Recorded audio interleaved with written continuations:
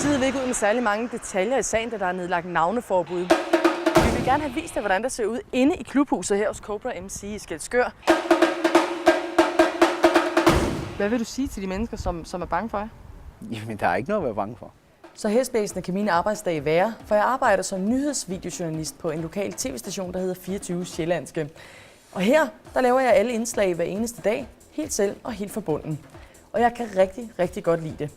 Jeg har arbejdet som videojournalist i flere år, og noget af det, jeg virkelig holder af med det er det tempo, der er over det.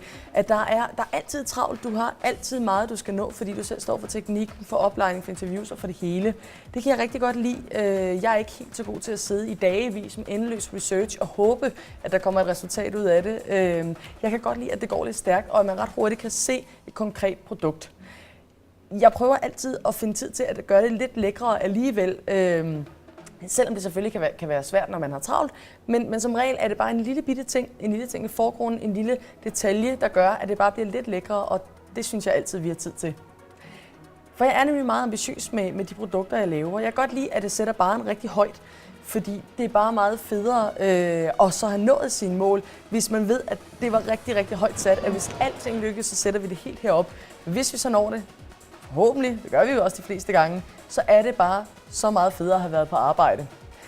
Samtidig så er det også vigtigt for mig, at jeg ikke bare følger den slagne vej hver eneste dag. Altså hvis man viser mig en vej og siger, den her, den er vi gået ned ad 1000 gange, den kan du bare trampe den vej, det er en helt sikker sti. Så kribler det altså i mig for at få lov til at gå en helt anden vej og prøve at trampe min egen sti og gøre tingene på en anden måde.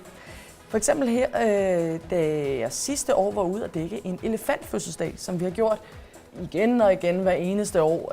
Da jeg fik det at vide, om jeg ikke lige kunne dække den, og det plejede vi jo at gøre, så er der bare et ord, der trigger mig, og det er plejer. Det bryder jeg mig ikke om. Så prøv at se her, hvordan jeg valgte at løse det den her gang. Lara har fødselsdag.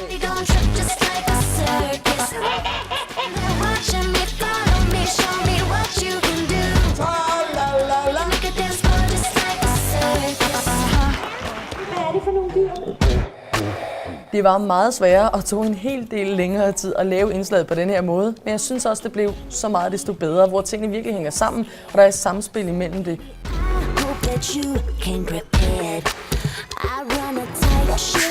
Og så er der lavkage. Og igen, vi tog ikke den slagne vej denne her gang. Og jeg lavede også det her indslag som VJ, jeg lavede det selv fra bunden. Jeg skulle på et tidspunkt også ud og dække en petangturnering mellem to plejehjem. Her kan jeg se et lille klip af, hvordan jeg valgte at gøre det. Ja! Ej. Det er også igen, Annie. Ja, det er godt. Høj. Det var sådan lidt af det sjove, men jeg har selvfølgelig også lavet en hel del indslag, som har været lidt mere tunge og lidt mere indholdsborne. Prøv at se med her. Jeg havde taget benene på nakken og løber stadigvæk på fortovet til højre. Og et øjeblik efter, der står jeg skrigende, mast op ad en mur med en bil ind bagfra. For efter 8 måneder er vished hendes højeste ønske. Jeg ønsker jo allermest, at han kommer gående og i live hjem. Men hvis han er død, så vil jeg jo allerhelst gerne have, at de finder hans lig, så vi kan få en begravelse og komme videre.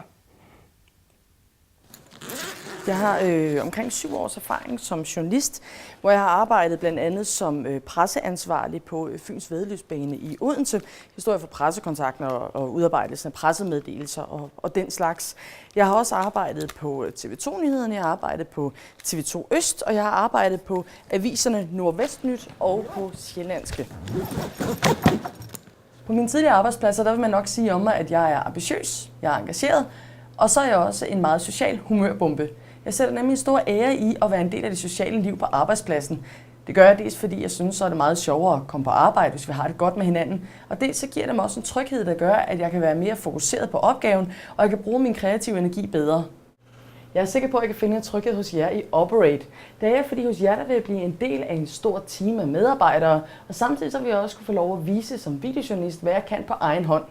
Jeg synes, I tilbyder en rigtig god stilling, hvor det er en kombination af, at man både er videojournalist, og samtidig så er man også inde over den kommunikationsmæssige del, som jeg jo tidligere har arbejdet med. Det vil sige, hos jer der vil jeg kunne kombinere min passion for lyd og billeder med min viden om, hvordan man rækker ud over skærmen. Jeg håber, I vil invitere mig til samtale, så vi sammen kan snakke om, hvordan virksomhederne de kan række ud over skærmen og gribe fat i folk, og så vi sammen kan hæve barren. Så vil vi tage ud til Ruth og give hende pengene.